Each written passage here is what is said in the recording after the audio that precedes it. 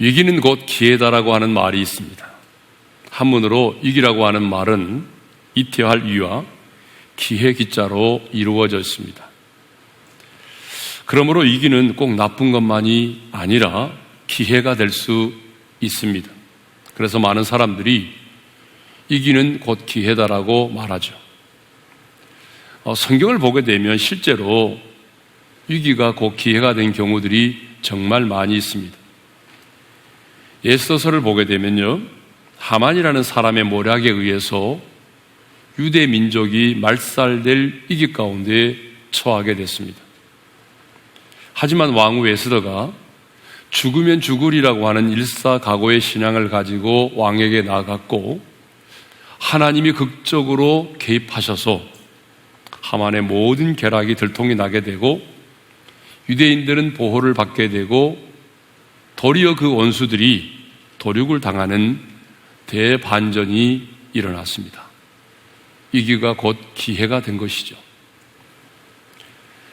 다니엘의 세 친구들 역시 금신상에게 절하지 아니해서 질변화 뜨거운 불못불 속에 던짐을 당하였습니다.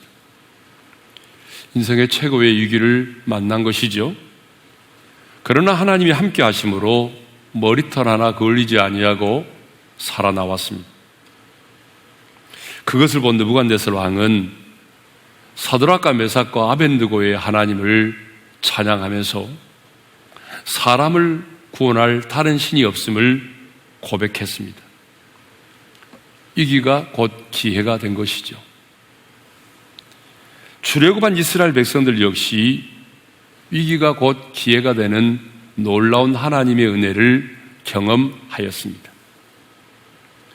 모세가 이끄는 이스라엘 백성들이 홍해 앞에 이르렀을 때에 앞에는 넘실대는 홍해 바다가 가로막고 있었고, 뒤에는 애굽의 군대가 추격해오고 있었습니다. 우리는 이런 상황을 진퇴양난이라고 말하고 사면초가라고 말하죠. 그런데 하나님은 극적으로 홍해를 갈라지게 하셔서 이스라엘 백성들을 육지같이 건너게 하셨고, 뒤따라온 애굽의 군대는 바닷 가운데 수장되게 하셨습니다. 진퇴양난의 위기가, 사면초가의 위기가 홍해의 기적을 경험하는 기회가 된 것입니다. 사실 우리의 인생도 따지고 보게 되면 위기의 연속입니다. 여러분 그렇지 않습니까? 지금까지 살아오면서 한 번도 인생의 위기를 만나본 적이 없는 사람은 거의 없습니다. 모든 사람은 위기를 싫어합니다. 스스로 그 위기를 자초하고 싶어하는 사람은 한 사람도 없습니다. 그럼에도 불구하고 우리의 인생 가운데는 내 의지와는 상관없이 위기가 찾아올 때가 있습니다. 그런데 중요한 것은 동일한 상황과 환경도 어떤 사람에게는 위기가 될 수 있고 어떤 사람에게는 기회가 될 수 있다는 사실입니다. 자신이 처한 그 상황을 내가 어떻게 받아들이고 어떻게 해석하고 어떻게 대처하느냐에 따라서 위기가 될 수도 있고 기회가 될 수도 있다라고 하는 사실입니다. 오늘 우리가 읽은 본문은요, 예수님과 제자들에게 찾아온 위기에 대하여 기록하고 있습니다. 자, 먼저 예수님에게 찾아온 위기가 어떤 것인지를 살펴보겠습니다. 예수님은 오늘 본문에 앞서서 우리가 너무나도 잘 아는 오병이어의 기적을 행하셨습니다. 보리떡 5개 물고기 2마리로 5,000명을 먹이고도 남는 이 놀라운 기적을 행하시자 사람들은 그 기적을 보고 자신들이 참으로 오랫동안 기다려왔던 선지자라고 생각을 했습니다. 그래서 요한복음 6장 14절에 이런 말씀이 있어요. 함께 읽겠습니다. 다 같이요. 그 사람들이 예수께서 행하신 이 표적을 보고 말하되 이는 참으로 세상에 오실 그 선지자라 하더라. 그래서 그들은 예수님을 그 기적의 현장에서 억지로 붙들어서 자신들의 임금으로 삼으려고 했죠. 요한복음 6장 15절의 말씀이잖아요. 함께 읽겠습니다. 다 같이요. 그러므로 예수께서 그들이 와서 자기를 억지로 붙들어 임금으로 삼으려는 줄 아시고 다시 혼자 산으로 떠나가시니라. 이렇게 기적을 경험한 그 많은 무리들이 그 현장에서 예수님을 자신들의 임금으로 삼으려고 하는 이 상황을 예수님은 자신에게 찾아온 기회라고 생각하지 않았습니다. 예수님은 지금의 이 상황을 유혹이라고 생각했고 지금의 이 상황을 위기라고 생각을 했던 것입니다. 왜냐하면 예수님은 이 땅에 인류를 구원하러 오신 메시아지 정치적인 메시아로 오신 분이 아니시기 때문입니다. 그렇습니다. 여러분, 예수님은 세상에 왕이 되기 위해서 인간의 몸을 입고 이 땅에 오신 분이 결코 아니십니다. 그런데 사람들은요, 예수님이 행하신 그 기적을 보고 그 현장에서 예수님을 자신들의 임금으로 정치적인 메시아로 삼으려고 했던 것입니다. 그러므로 예수님에게는 지금 이 상황이 사람들이 자신을 정치적인 메시아로 세우려고 하는, 세상의 임금으로 삼으려고 하는 이 상황이 기회가 아니라 예수님에게는 위기였던 것입니다. 그러면 예수님은 자신에게 찾아온 이 위기를 어떻게 극복하셨습니까? 예수님은 자신에게 찾아온 이런 유혹의 위기를 어떻게 극복하셨어요? 먼저는 자기를 임금 삼으려는 군중들을 해산시키셨습니다. 왜냐하면 사람들은 군중 심리를 이용해서 예수님을 더욱 자신들의 임금으로 삼으려고 할 것이기 때문입니다. 다음에는요, 제자들을 당신보다 앞서 바다 건너편으로 가게 하셨습니다. 다음에는요, 예수님 자신도 홀로 산으로 들어가셔서 기도하셨습니다. 23절의 말씀이죠. 함께 읽겠습니다. 다 같이요. 무리를 보내신 후에 기도하러 따로 산에 올라가시니라. 저물매 거기 혼자 계시더니, 예수님은 사람들이 자신을 억지로 임금 삼으려고 할 때에 그 자리에 머물러 계시지 않았습니다. 그 자리를 피하여 떠나셨습니다. 그리고 다음에는 홀로 산으로 가셔서 홀로 늦은 시간까지 기도하셨습니다. 그러니까 예수님은요, 그 유혹의 자리를 피하셔서 산으로 올라가 홀로 늦은 시간까지 기도하심으로 자신에게 온 그 유혹의 위기를 이겨내셨던 것입니다.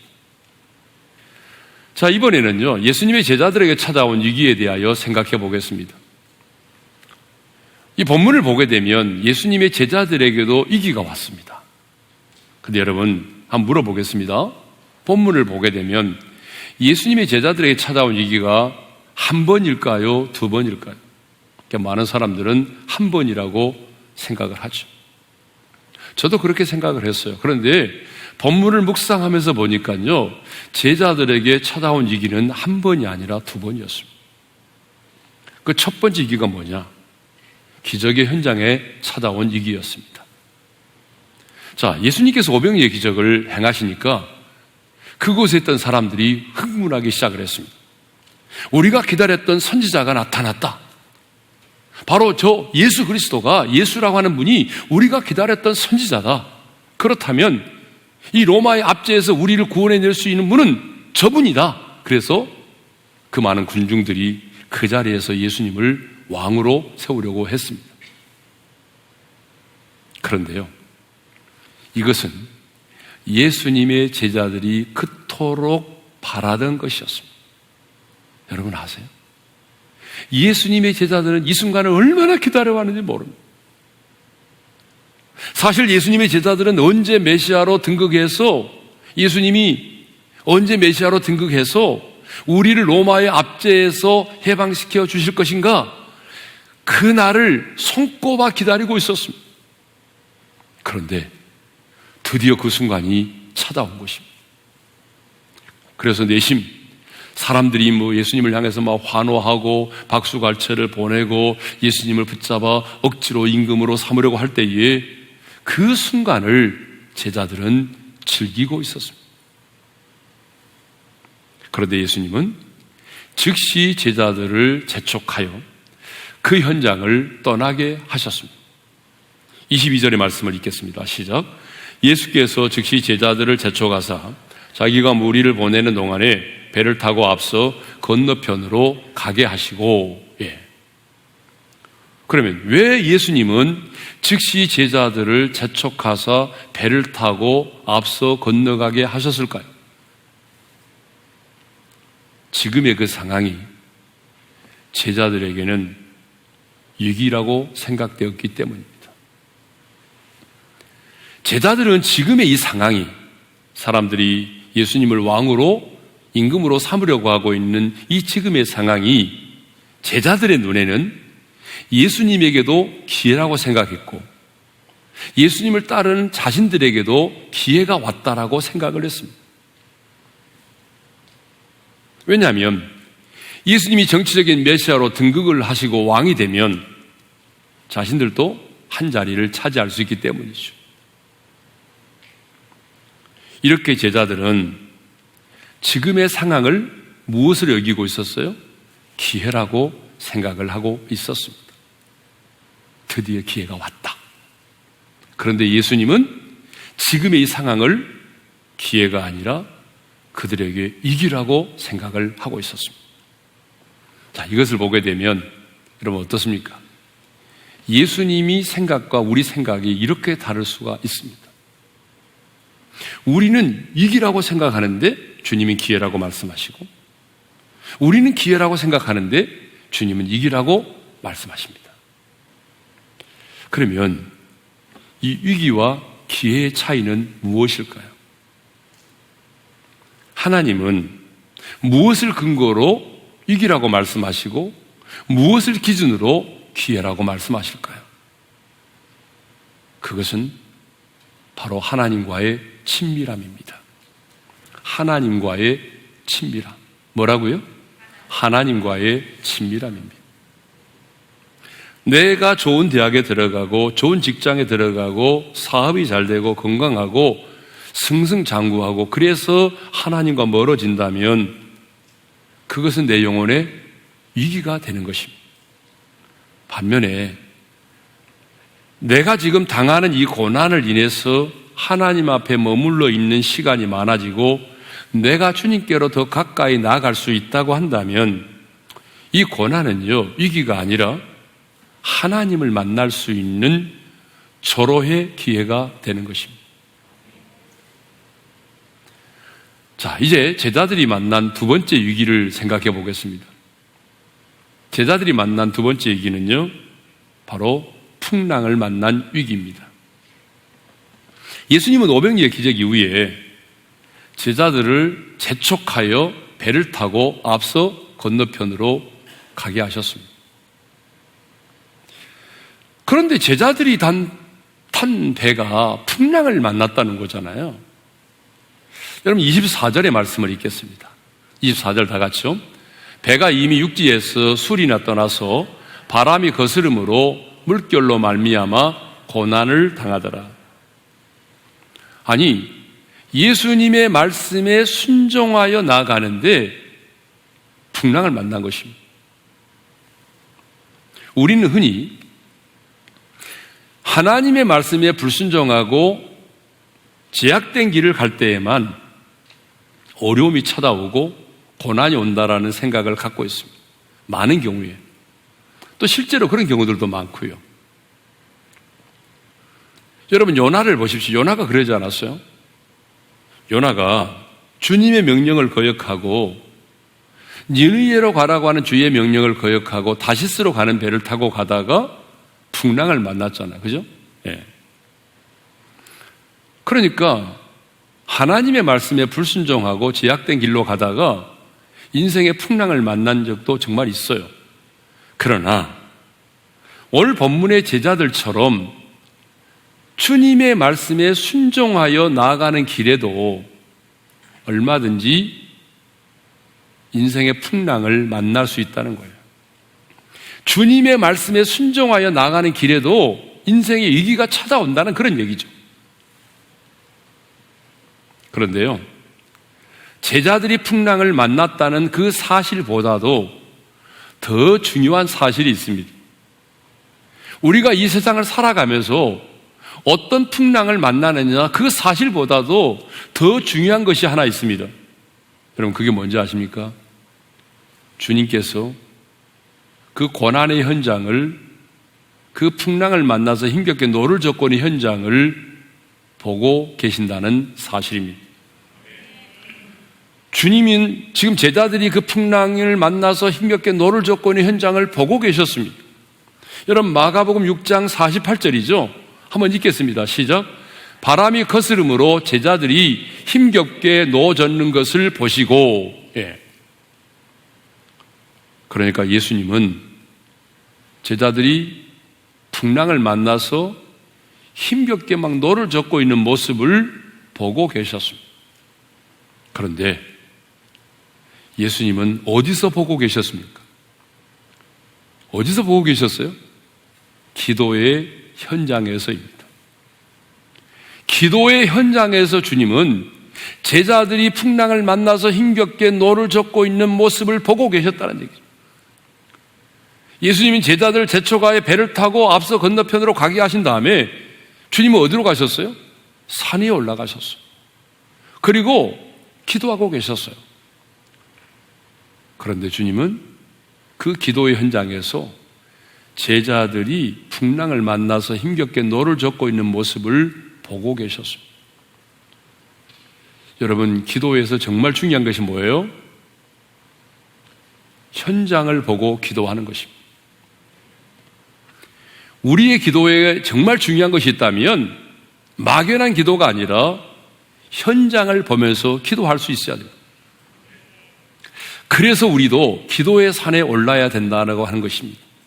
여기서 말하는 기도의 산은 얼마나 높은 산을 올라가느냐가 아닌 것이 아니라 얼마나 높은 응답봉, 기적봉 올라가서 기도하라는 얘기가 아닙니다. 우리가 기도의 깊은 단계에 들어가게 되면 성령님이 이끄시는 기도를 하게 되는 것입니다. 성령님의 이끄심을 따라 기도를 하게 되면 눈에 보이지 않은 현장을 보면서 기도할 수 있게 되죠.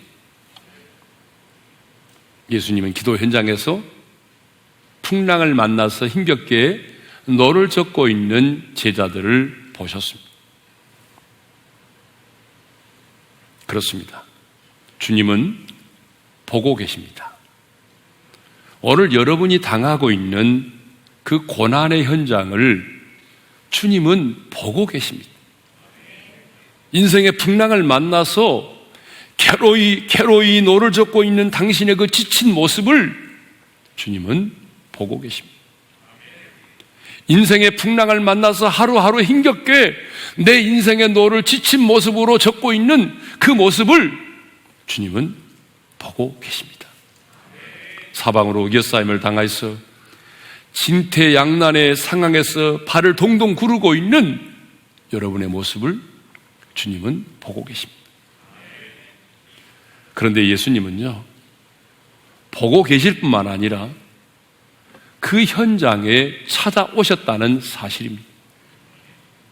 25절의 말씀을 읽겠습니다. 다 같이요. 밤 사경에 예수께서 바다 위로 걸어서 제자들에게 오시니, 예수님은 당신의 제자들이 풍랑을 만나서 힘겹게 노를 젓고 있는 모습을 보셨습니다. 그것을 보시면서 안타까워 하시지만 않으셨습니다. 주님은 동이 토론 아침까지 머뭇거리거나 기다리지 않으셨습니다. 주님은 너무나 급한 나머지 무리를 걸어서 제자들에게 오셨습니다. 그런데 언제 찾아오셨습니까? 이게 너무 중요합니다. 주님이 언제 제자들에게 찾아오셨습니까? 성경은 분명히 말하죠. 밤 사경이라고 말합니다. 밤 사경은요, 새벽 3시에서 6시를 가리키는 시간입니다.